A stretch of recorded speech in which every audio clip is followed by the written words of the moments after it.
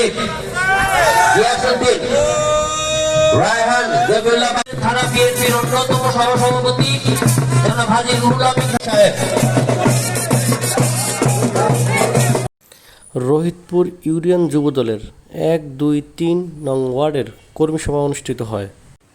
মিছিল আর স্লোগানে অনুষ্ঠানটি নান্দনিকতায় রূপ নেয়।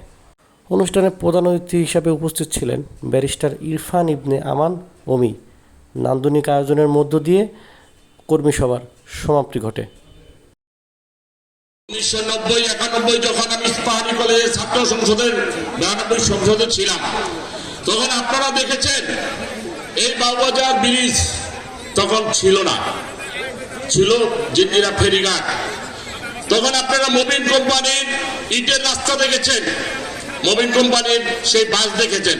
যারা এখানে আমাদের মুরব্বী আমরা আছেন, সত্য কিনা?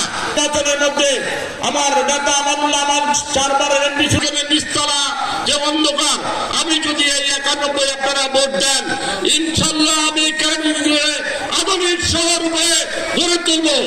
সত্য কিনা? সেটা হয়েছে কিনা বর্তমান অবস্থায়?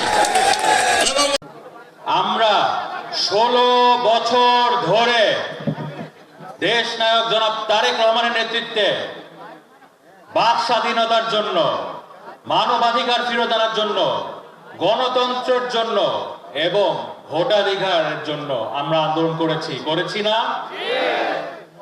এই আন্দোলন করতে গিয়ে এই যে আপনারা যারা বসে আছে, মঞ্চে যারা বসে আছে, সবাইকে স্বৈরশাসক আওয়ামী যে সরকার ছিল, খুনি গণহত্যাকারী, যারা নিরীহ শিশুদেরকে, শিক্ষার্থীদেরকে, শ্রমিক ভাইদেরকে, মা বোনদেরকে, বিভিন্ন শ্রেণীর মানুষদেরকে গুলি করে মেরেছে না? আপনাদেরকে মিথ্যা মামলা দিয়ে হয়রানি করে বাসায় থাকতে পারেন নাই, আপনাদেরকে পারিবারিকভাবে, আর্থিকভাবে ক্ষতিগ্রস্ত করেছে না? আমাদের নেতা জনাব ইলিয়াস আলীকে গুম করেছে না? চৌধুরী আলম সাহেবকে গুম করেছে না? ছাত্রনেতা সুমনকে গুম করেছে এবং অসংখ্য নেতাকর্মীদের গুম করেছে, খুন করেছে।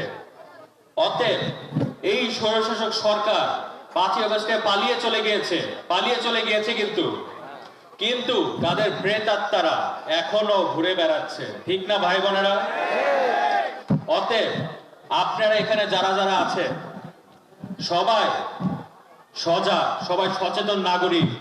আপনারা দেখছেন 2 দিন পর পর এই বাংলাদেশকে অস্থিতিশীল করার জন্য এক একটা পায়তারা খুঁজছে। একবার ধর্ম নিয়ে করছে, একবার আনসার নিয়ে করছে, বিভিন্ন ইস্যু ক্রিয়েট করার চেষ্টা করছে। কিন্তু আপনারা সবাই সচেতন নাগরিক, এখানে সবাই জিয়ার সৈনিক। আপনারা কি? আপনারা জিয়ার সৈনিক, আপনারা খালেদা জিয়ার সৈনিক। কিসের সৈনিক? এবং আপনারা তারেক রহমানের সৈনিক। কার সৈনিক? অতএব আপনারা প্রত্যেককে চোখ কান খোলা রাখতে হবে, দেখতে হবে, যেখানে অন্যায় অবিচার হবে সেখানে প্রতিবাদ করতে হবে। ঠিক আছে?